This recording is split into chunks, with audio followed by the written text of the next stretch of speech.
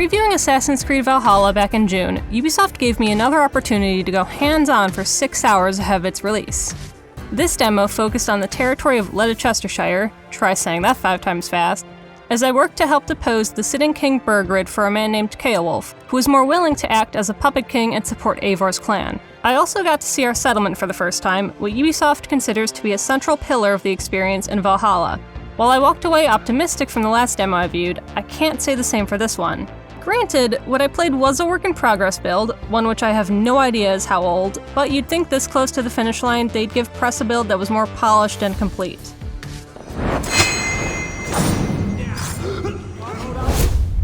To begin my demoist told me that a couple of the raids were bugged and could not be played. Not a great start. When I attempted a raid he thought wasn't bugged, it crashed after I initiated it. To release a 6-hour demo to press 1 month ahead of launch where a vital part of your game is bugged is not a good look. What's weirder is that none of the raids in the earlier demo in June were bugged like this. There were also a couple of times when the game glitched for one reason or another, enemies becoming invincible for example, and my demoist and I would awkwardly laugh it off as Eivor desynchronized and I was booted to the last save. Bugs aside, the world was fun to explore.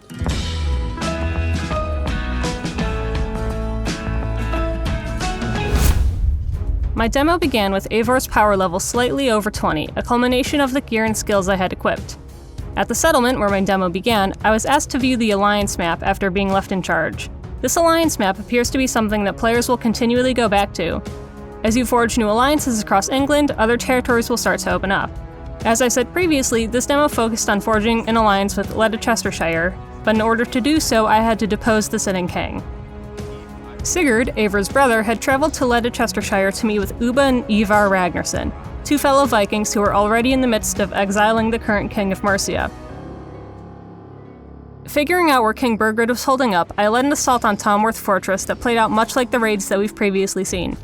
I made my way through a few waves of enemies while using a battering ram to break through barriers in order to get to Burgred's keep.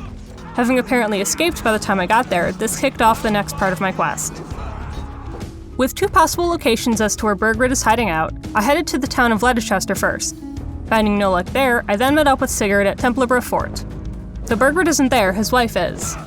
After a not-so-fun chase sequence that led to a run-in with a zealot, similar to the mercenaries in Odyssey, and me having to carry his wife back a good distance, she gives up her husband's location with a little intimidation from Ivar and sensible reasoning from Eivor. At this point, I confront Burgred in an old crypt, bring him in front of an audience, and Ceolwulf exiles him to Rome. In my final fight with Burgred's right-hand man, Leofrith, I chose to spare him. While I can't spoil what exactly led to my making this decision, I think fans will be pleased. Some of the best parts of Assassin's Creed come from its sci-fi elements, mixing myth and reality for our enjoyment. This part was no different. Completing the story section of my demo, I decided to explore and see what the settlement had to offer. Ubisoft has constantly referred to the settlement as one of the most important aspects of Valhalla. It's the central hub from which you start and end your missions, and you'll get to help it grow along with your clan. Some activities, like fishing, are unlocked through upgrading your settlement.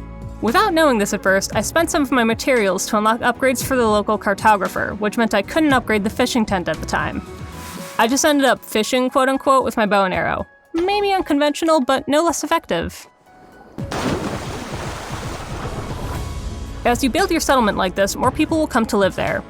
At dinner time, you can even ring a large bell near the Great Hall to gather your clan for food. This is also where you can customize your Jomsviking, visit the tattoo shop, play Orlog, and practice flighting. I grew far too enamored with Orlog, which is a minigame where each player gets a handful of 6-sided dice with faces that denote attack and defense positions against the opponent. I could see myself spending hours with Orlog alone when Valhalla comes out. In between all of this, I also tried some standing stone and glyph puzzles, along with some hallucinogenic mushrooms that caused Eivor to see seals that lead her through otherworldly doors. It was weird, and quite honestly, I was disappointed at the end of it when I only unlocked a skill point. That's another part of Valhalla I'm skeptical about. The world in my demo just seemed empty, and I feel like my actions didn't reap enough rewards. There are little things here and there to keep you occupied, like talking to a child waiting for her dad to come back home, but they were never anything I felt like going out of my way to do. Overall, the gameplay and parkour played similarly to that of Odyssey. You're getting a change of scenery here with a new skill set, but the combat isn't drastically different. Dual-wielding shields is deadlier than I expected, but I can't see myself playing the game like that personally.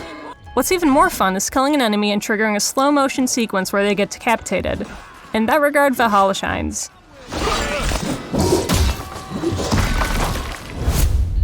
I've said it before, but this is the Assassin's Creed you know and love with Vikings.